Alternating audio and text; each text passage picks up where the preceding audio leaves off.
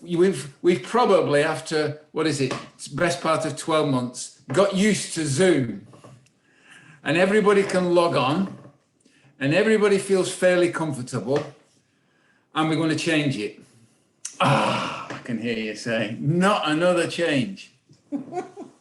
Yes, I think we've been talking as a leadership group, and we want to transition to the point where we're looking for, in a sense, post-COVID, what's the church going to look like?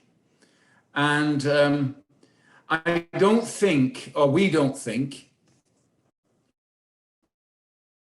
1 minute we're on Zoom, and then the next we're in this all meet at Llanystumdwy in a church hall, and everything will be honky-dory. I don't think it's going to quite work like that.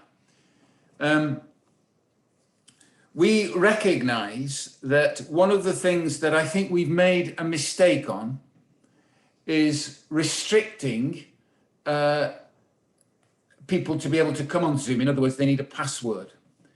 I think another thing that we've missed a trick on is allowing our services to be as accessible as possible to whosoever.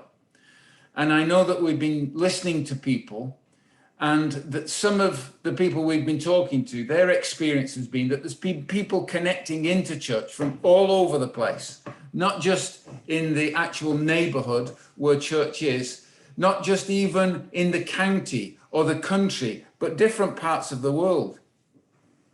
And one of our hopes this next year is to make church much more accessible for other people to log on and to see what goes on and to take part in what goes on. And so with that in mind, we're going to start to, stream.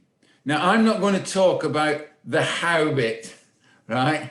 I'm talking about the why bit. What we're going to do is to stream our services, and that will mean we'll be able, I think, to get a greater flow in our service.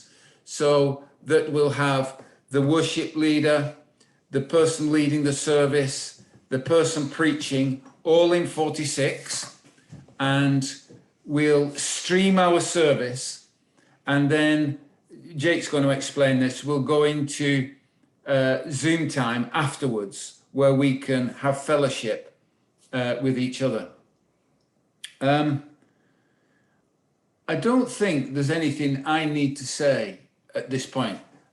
I would say this, as a risk assessment has been done, and we believe that what we're endeavouring to do is being covered both within the risk assessment, and that we are working within the guidelines that the Welsh Government have put down for churches.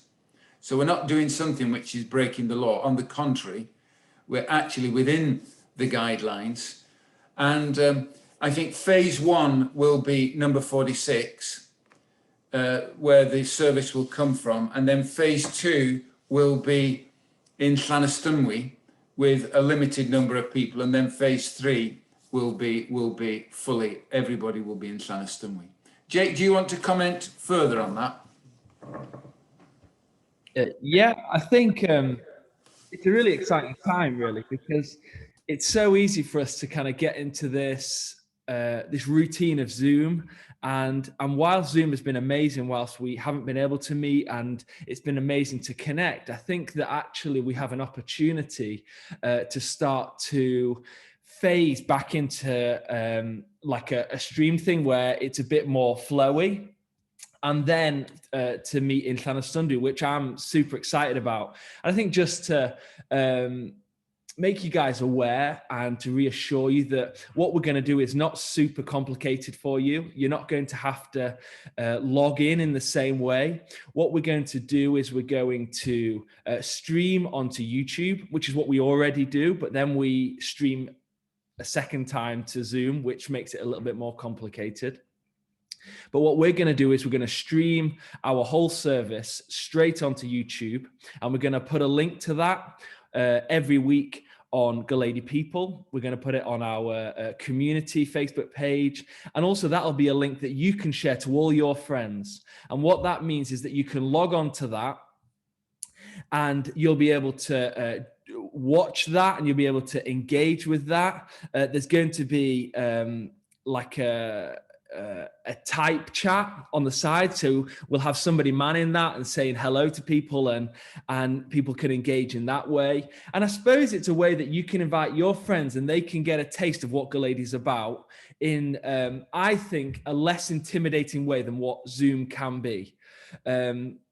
And I think that it's a great opportunity for us to be able to invite our friends and to get different people involved. And then what we're going to do at the end of each service, once we've finished on YouTube, so we'll have the worship, we'll have the service leader, and we'll have the preach on YouTube. And then we'll post a link to the Zoom, to a Zoom chat where people will go on to, and then we're going to be able to have breakout groups and hopefully, have some great time of fellowship, and, people that are new can come onto that as well. And we'll do that hopefully in a good way. And so it's really exciting. Please don't think that it's super complicated. It is a transition.